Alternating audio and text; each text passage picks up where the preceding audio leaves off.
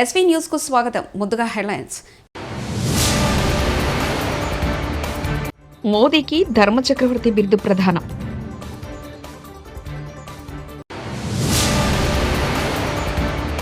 నేను దేనికి భయపడను, కొండా మురళి.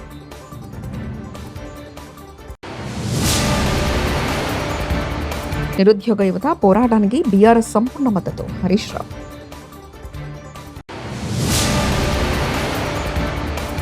ఎమర్జెన్సీని తలపించేలా చంద్రబాబు పాలన, మహేష్ రెడ్డి. జైన సన్యాసి ఆచార్య శ్రీ 108 విద్యానందజీ మహారాజ్ శతాబ్ది ఉత్సవాల సందర్భంగా ప్రధానమంత్రి నరేంద్ర మోదీ ధర్మచక్రవర్తి బిరుదును శనివారం నాడు ప్రదానం చేశారు.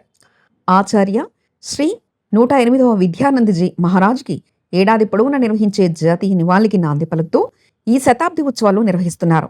జైన నేత ఆధ్యాత్మిక పండిత వారసత్వాన్ని స్మరించుకునేందుకు కేంద్ర సాంస్కృతిక మంత్రిత్వ శాఖ ఢిల్లీలోని భగవాన్ మహావీర్ అహింస భారత్ సహకారంతో ఈ శతాబ్ది ఉత్సవాలను నిర్వహిస్తున్నారు. जारी किए गए हैं। मैं इसके लिए भी सभी देशवासियों को अभिनंदन करता हूं। मैं विशेष रूप से आचार्य श्री प्रज्ञा सागर जी का अभिनंदन करता हूं, उन्हें प्रणाम करता हूं। आपके मार्गदर्शन में आज करोड़ों अनुयायी पूज्य गुरुदेव के बताए रास्ते पर आगे बढ़ रहे हैं। आज इस अवसर पर आपने मुझे धर्म चक्रवर्ती की उपाधि देने का जो निर्णय लिया है,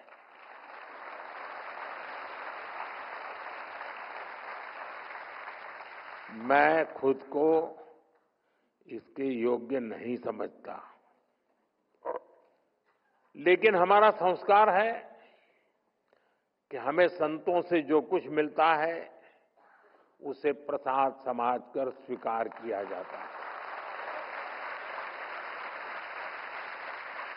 और इसलिए मैं आपके इस प्रसाद को विनम्रतापूर्वक स्वीकार करता हूं और मां भारती के चरणों में समर्पित करता हूं। కూటమి సర్కార్పై మాజీ ఎమ్మెల్యే కాసు మహేష్ రెడ్డి సంచలన వ్యాఖ్యలు చేశారు. ఎమర్జెన్సీని తలపించేలా చంద్రబాబు పాలన ఉందని ఆరోపించారు. మీరు ప్రజలకిచ్చిన హామీలు నెరవేర్చుకోవాలని డిమాండ్ చేశారు. కూటమి ప్రభుత్వం పెట్టిన కేసులకు భయపడేది లేదన్నారు. మాజీ ఎమ్మెల్యే కాసు మహేష్ రెడ్డి తాజాగా మీడియాతో మాట్లాడారు. ఏపీ మొత్తం చంద్రబాబు ఫ్యాక్సినిజం నడుపుతున్నారు. నిన్నటి ఓటమి రేపటి గెలుపునకు నాంది కావాలి. వైఎస్ఆర్సీపీ అధినేత వైఎస్ జగన్మోహన్ రెడ్డి బయటకు వస్తే భయమెందుకు? ఎమర్జెన్సీని తలపించేలా చంద్రబాబు పాలన ఉంది. వైఎస్ జగన్ 9 కార్లు 100 మందితో వెళ్లాలట. అనైతిక రాజకీయ ఒరవడికి కూటమి ప్రభుత్వం నాంది. భూస్థాపితం చేస్తారా? ఎలా చేస్తారు? ప్రజల కోసం వైఎస్ జగన్ పోరాడుతున్నారు. వైఎస్ఆర్సీపీ నాయకులపై కార్యకర్తలపై అనేకమైన తప్పుడు కేసులు పెడుతున్నారు. 6 నెలల్లోనే బయటకు వచ్చాడు, ప్రజల కొరకు పోరాటం చేస్తున్నాడు అంటున్నారు. అదేమన్నా తప్ప? మాకు అర్థం కావట్లే. ఈ రోజున ఓడిపోయాం కాబట్టి కుంగిపోవాలా? నిన్నటి ఓటమి రేపటి గెలుపుకి నాంది కావాలని నమ్మిన వ్యక్తి జగన్మోహన్ రెడ్డి గారు. కాబట్టి ప్రజల పక్షాన నిలబడి రైతులకి కష్టం రాని, ఆడపడుచులకి రాని, లేదు తెలుగుదేశం ఇస్తానన్న హామీలు మాట ఇచ్చి మాట తప్పుతుంటే, తొంగలో తప్పుతుంటే బాధ్యత కలిగిన ప్రతిపక్ష నాయకుడిగా ఈరోజు ఎలుగెత్తి చాటి చెప్తున్నాడు. దానికి ఇదేంది? జగన్మోహన్ రెడ్డి గారు బయటకు వస్తాడేంటి? అక్కడ తెనాలి పోతారేంటి? పొదిలిపోతారేంటి? ఇవా జగన్మోహన్ రెడ్డి గారు ఎందుకు పోయారు? అక్కడ బహిరంగంగా కొంతమంది కుర్రవాళ్ళని పోలీసులు విచక్షణారహితంగా ఇష్టం వచ్చినట్టు కొడితే అది మొత్తం దేశమంతా చూస్తే ఇది తప్పు, మీకు ఇటువంటి హక్కులు లేవు, అధికారాలు లేవు, తప్పు చేస్తే వాళ్ళని శిక్షించండి కానీ ఇలా కొట్టే హక్కు లేదని చెప్పడానికి పోయాడు. దానికి చంద్రబాబు నాయుడు గారు ఏమంటారు? అది గంజాయి బ్యాచ్ని ప్రొటెక్ట్ చేయడానికి పోయాడన్నారు. మీ ఇష్టమే, మీరే నిర్ధారించేశారు. ఎందుకంటే ప్రభుత్వం మీది కాబట్టి, అపారమైన అనుభవం ఉంది కాబట్టి, ఛానల్స్ అన్నీ మీ చెప్పు చేతల్లో ఉంటుంది కాబట్టి మీడియా వాళ్ళకి గంజాయి బ్యాచ్ అని ఒక లేబుల్ తగిలిచ్చేశారు. అయితే కొడతారా?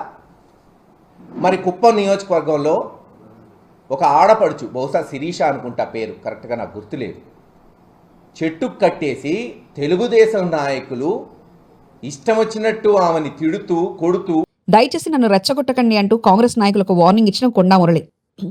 నా బలమేంటో భారతదేశం మొత్తం అందరికీ తెలుసు. ఇంకా నా బాడీలో 4 బుల్లెట్లున్నాయి. కొండా మురళి. చెప్పడం జరిగింది. పొంగులేటిని టార్గెట్ చేస్తూ ఒక అంశాన్ని ప్రస్తావించారు. ఆయన మామ రాజకీయాల్లో లేకుండా నేను చేశాను కాబట్టి ఇప్పుడు మమ్మల్ని ఇబ్బంది. కొండా మురళి అంత బలహీనుడా? పొంగులేటి ఫోర్స్ చేస్తే కొండా మురళి రాజకీయంగా ఇబ్బంది పడేంత బలహీనుడా? నేను బలం ఎంత ఉన్నా అనేది మీకు తెలుసు, ఇలా ప్రజలకు తెలుసు, భారతదేశంలో ఉన్న ప్రతి ఒక్కరికి తెలుసు. దయచేసి నన్ను రెచ్చగొట్టకండి. నేను మొదలే చెప్తున్నా, నేను బలహీనుని కాదు, సాగుకు భయపడా. ఇంకా 4 బుల్లెట్లు ఉన్నాయి నా దాంట్లో. నేను అందుకే కొంచెం నీడకు వస్తారా అని అడిగినా. లేదు మా మీడియా ఆయన చెప్పడం జరిగింది. అక్కనే పెట్టినన్నా ఎండైనా మీరు రండి అని. కాంగ్రెస్ ప్రభుత్వం అధికారంలోకి వచ్చి 20 నెలలు అవుతున్నా జాబ్ క్యాలెండర్ ఎందుకు అమలు చేయలేదని మాజీ మంత్రి సిద్దిపేట ఎమ్మెల్యే తన్నీరు హరీష్ రావు ప్రశ్నించారు. జాబ్ క్యాలెండర్ అమలు చేయకపోవడంతో నిరుద్యోగులు ఆవేదన వ్యక్తం చేస్తున్నారని అన్నారు. నిరుద్యోగులకు ఇచ్చిన హామీలను వెంటనే నెరవేర్చాలని జూలై 4వ తేదీన చెలో సచివాలయం సమ్మెకు నిరుద్యోగులు పిలుపునిచ్చారని తెలిపారు. నిరుద్యోగుల చెలో సచివాలయం సమ్మెకు తాము సంపూర్ణ మద్దతు ఇస్తున్నామని ప్రకటించారు. ఈ సందర్భంగా హలో నిరుద్యోగి చెలో సెక్రటరియట్ సమ్మె పోస్టర్ను హరీష్ రావు ఇవాళ శనివారం తెలంగాణ భవన్లో విడుదల చేశారు. అనంతరం మీడియాతో హరీష్ రావు మాట్లాడారు. నిరుద్యోగుల చెలో సచివాలయం సమ్మెకు సిపిఎం పార్టీ మద్దతు ఇచ్చినట్లు నిరుద్యోగులు చెప్పారని పేర్కొన్నారు. ఇంతవరకు ఈ నోటిఫికేషన్ కూడా రాలేదు. అదేవిధంగా గ్రూప్ 1 ప్రిలిమినరీ అక్టోబర్ 2024లో ఇందులో ముఖ్యంగా అసిస్టెంట్ కన్జర్వేటర్ ఆఫ్ ఫారెస్ట్ ఉద్యోగాలకు నోటిఫికేషన్ ఇస్తామన్నారు. ఈ నోటిఫికేషన్ ఇంతవరకు రాలేదు. అదేవిధంగా gazetted scale officers degree and above professional services in department corporations and societies జనవరి 2025లో నోటిఫికేషన్ ఇస్తామన్నారు. నోటిఫికేషన్ రాలేదు. DSC mega DSC Ponnam Prabhakar గారు ఇవి నిరుద్యోగ యువతపై కలిస్తే మంత్రిగా ఆయన హామీ ఇచ్చాడు. మేము మెగా డిఎస్సి ఇస్తున్నాం తొందరలోనే అని చెప్పారు. అసెంబ్లీలో పెట్టిన జాబ్ క్యాలెండర్లో కూడా ఫిబ్రవరి 2025న మెగా డిఎస్సికి పిలుస్తామని చెప్పారు. నోటిఫికేషన్ ఇంతవరకు రాలేదు.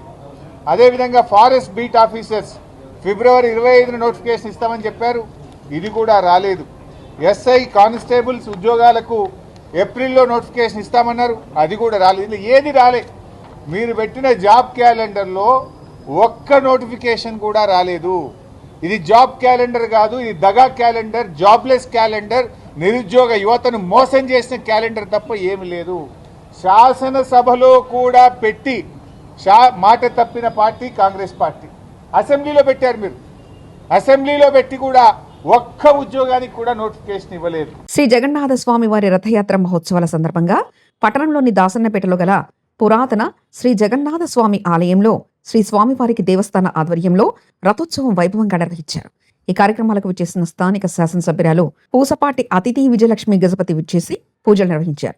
దేవస్థానం ఈవోకే శిరీష ఆలయ మర్యాదలు పాటిస్తూ ఎమ్మెల్యే అతిథి విజయలక్ష్మి గజపతిని ఉచిత రీతిన సత్కరించారు. భక్తులకు గోవిందనామ స్మరణతో ఆలయం మారుమ్రోగింది. వారి రథయాత్ర మహోత్సవం ఈరోజు నిర్వహించబడుతుంది. ఈరోజు రథం మీద స్వామివారిని ఉత్సవంగా ఊరేగింపుగా తీసుకెళ్ళి మేడం వచ్చారు.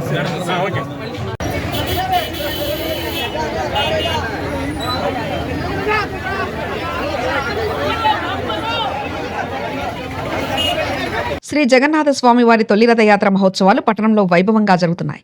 ఈ సందర్భంగా సోంపేట శ్రీ జగన్నాథ స్వామి ఆలయంలో ఉదయం బలభద్ర, సుభద్ర, శ్రీ జగన్నాథ స్వామి వారికి ఆలయ అర్చకులు మణికంఠ పర్యవేక్షణలో పూజలు నిర్వహించారు. అనంతరం ఆలయ వద్ద నిలిపిన రథంపై శ్రీ బలభద్ర, సుభద్ర, శ్రీ జగన్నాథ స్వామి వారిని భక్తులు దర్శించుకుని స్వామివారి తీర్థ ప్రసాదాలు స్వీకరించారు.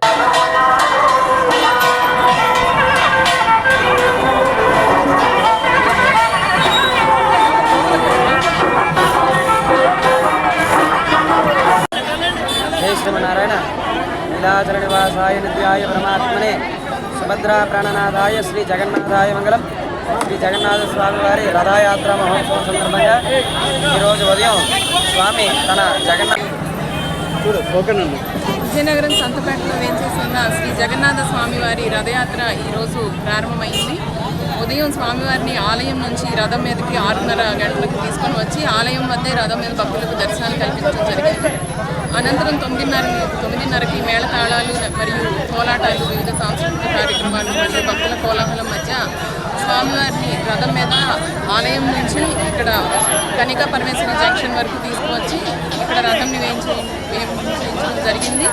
స్వామివారి రథం మీద సాయంత్రం వరకు కూడా భక్తులకు దర్శనం ఇస్తారు.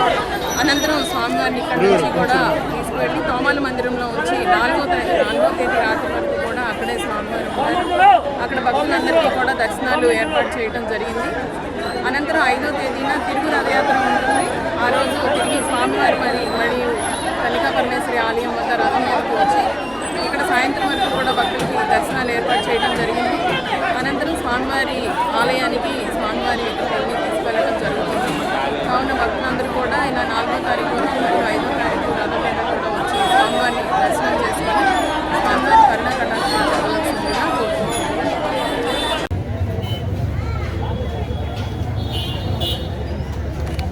నీలాచల నివాసాయ నిత్యాయ పరమాత్మనే సుభద్రా ప్రాణనాథాయ శ్రీ జగన్నాథాయ మంగళం. మంగళం యాదవేంద్రాయ మహనీయ గుణాబ్దయే వసుదేవ తనూజాయ వాసుదేవాయ మంగళం. మంగళాదాసన వరేర్మదాచార్య పురోగమై సర్వైష్ట పూర్వై. పైడితల్లి దేవస్థానం ఈఓకే శీర్ష రథం తాడు లాగి రథోత్సవాన్ని ప్రారంభించారు. శ్రీ పైడితల్లి అమ్మవారి దేవస్థాన చైర్మన్ మాజీ కేంద్ర మంత్రి పూసపాటి అశోక్ గజపతిరాజు పుట్టినరోజు సందర్భంగా పట్టణంలోని చదురుగుడిలో శ్రీ పైడితల్లి అమ్మవారిని దర్శించుకున్నారు. దేవస్థాన ఈఓకే శిరీషతో పాటు ఆలయ వేద పండితులు అర్చకులు అశోక్ గజపతిరాజు సతీమణితో కలిసి విచ్చేసిన ఆ దంపతులకు పూర్ణ కుంభంతో స్వాగతం పలికారు. ఆలయంలో అమ్మవారిని దర్శించుకుని పూజలు నిర్వహించుకున్న తదుపరి ఆలయ వేద పండితులు సాయి కిరణ్ శర్మ, దూసి శివరామకృష్ణ మాట్లాడారు.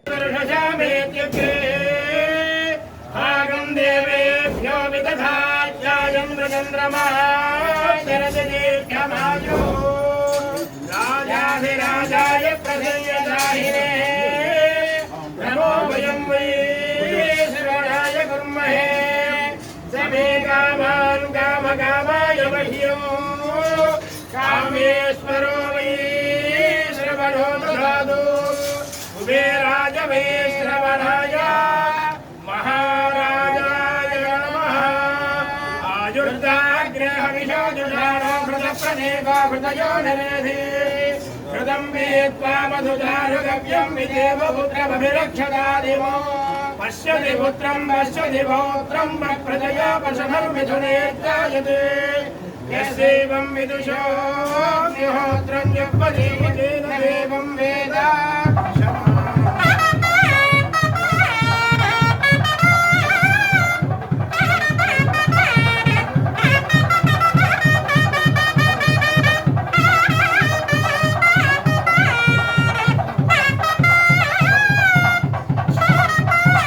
మామిడి రైతులకు గిట్టుబాటు ధర కల్పించాలని ప్రాథమిక పాఠశాలను మూయవద్దు అని డిమాండ్ చేస్తూ శనివారం ఉదయం తిరుపతి జిల్లా కలెక్టరేట్ ఎదుట కాంగ్రెస్ పార్టీ ఆధ్వర్యంలో ధర్నా నిర్వహించారు.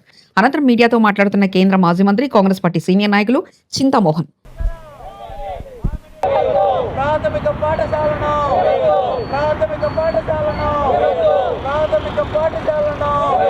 మామిడి రైతు గిట్టుబాటు ధర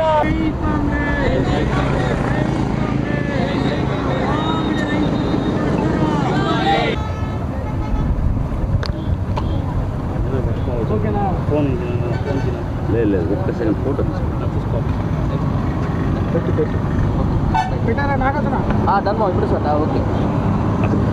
అందరికీ నమస్కారం.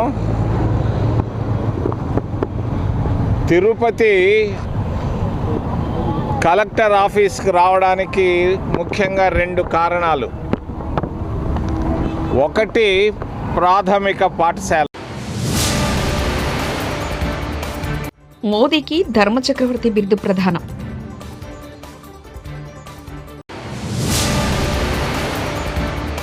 నేను దేనికి భయపడను, కొండా మురళి.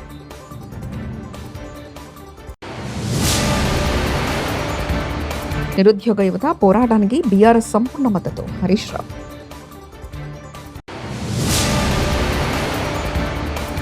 ఎమర్జెన్సీని తలపించేలా చంద్రబాబు పాలన, మహేష్ రెడ్డి.